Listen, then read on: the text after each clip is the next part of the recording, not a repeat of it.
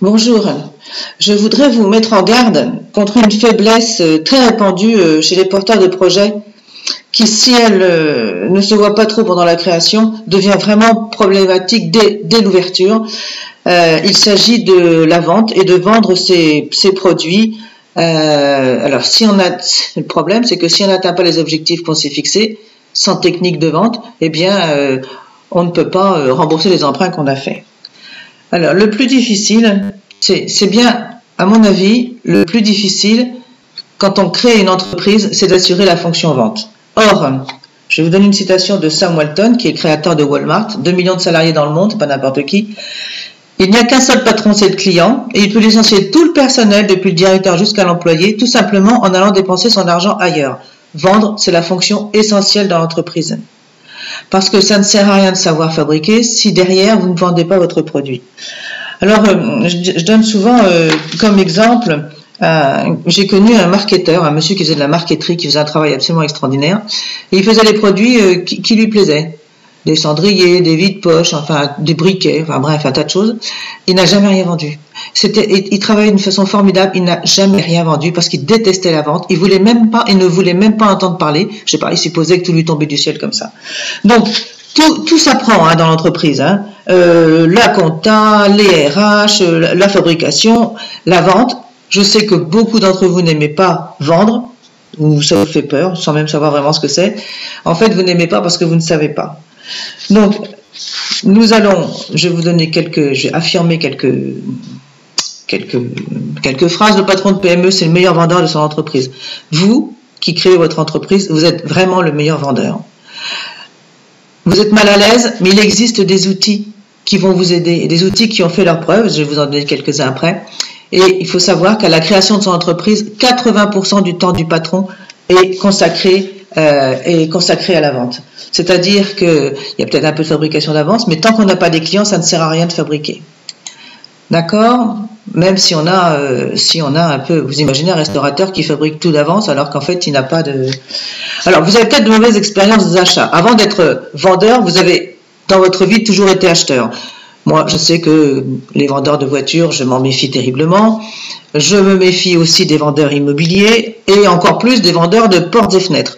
Pourquoi? Mais parce que certainement qu'on a gardé des mauvais souvenirs d'achat de produits qui étaient liés de mauvais achats qui étaient liés à ces produits, la voiture, la maison ou l'appartement, etc. Des choses qu'on vous cachait. Or, vous verrez que l'une des qualités premières du vendeur, c'est d'être... Bon, la machine n'est pas contente.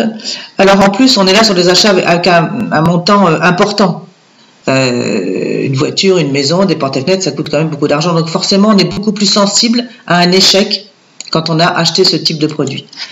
Mais, moi je vous le dis, par expérience, n'ayez pas peur de... Ah, on a perdu la slide.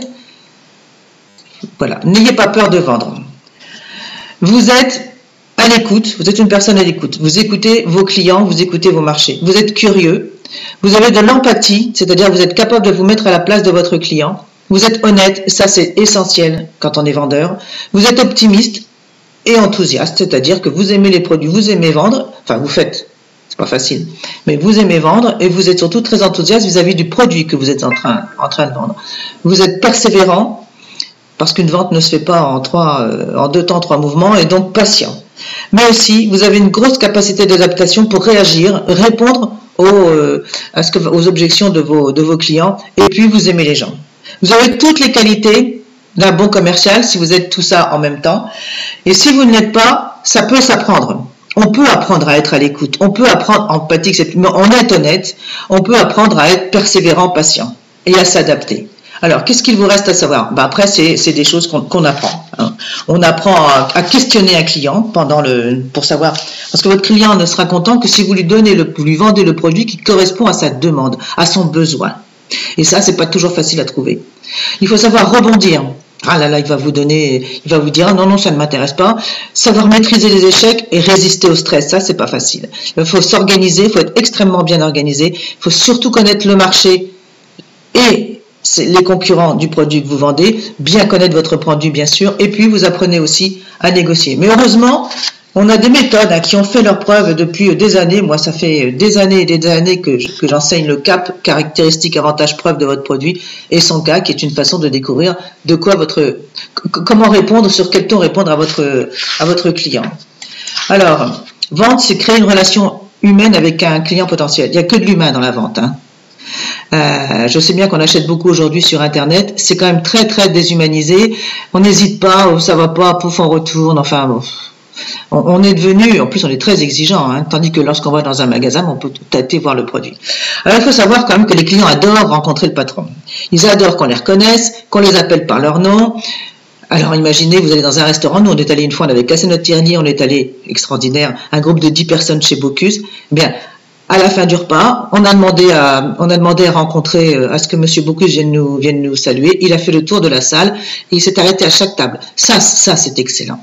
Donc, on adore rencontrer le patron, on aime qu'il nous appelle, on aime être appelé par son nom. Les clients adorent les remises, les cadeaux, surtout quand ce sont les cadeaux qui sont faits par le patron. Donc les clients adorent les réponses rapides à leurs demandes, ne laissez pas traîner une réponse. Ils aiment surtout qu'on leur dise merci d'être venu, merci d'être là. Alors, juste encore une anecdote, Walmart, ce fameux monsieur là qui a tout inventé au niveau commerce, a dit, il avait installé, il les a arrêtés là, il y a quelques mois, il avait installé des greeters à l'entrée de son magasin, de ses magasins, qui disaient bonjour Madame Machin, merci d'être venue aujourd'hui, bonjour Madame Truc, ça va bien, les enfants vont bien. C'est ce qu'on appelait des gens il saluait les personnes qui entraient dans son magasin. Il les a remplacés par des personnes qui aident aujourd'hui les clients à faire leurs courses.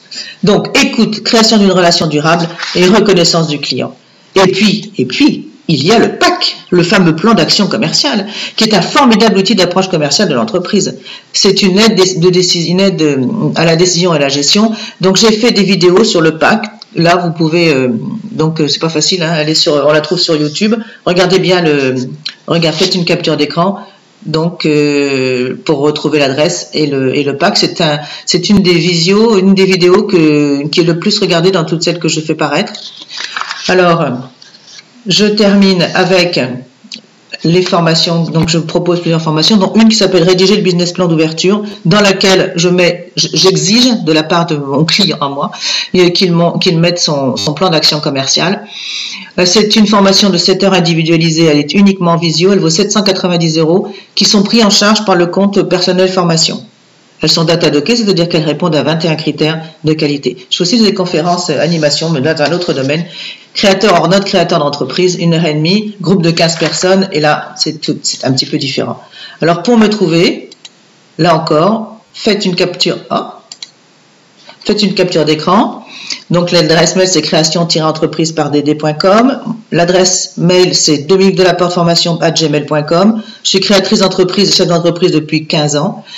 Enseignante en stratégie d'entreprise et en marketing pendant plus de 15 ans et bénévole auprès de France Initiative et d'une association destinée à des femmes porteuses de projets, les entrepreneuses. J'ai écrit un manuel du créateur d'entreprise, de survie du créateur d'entreprise.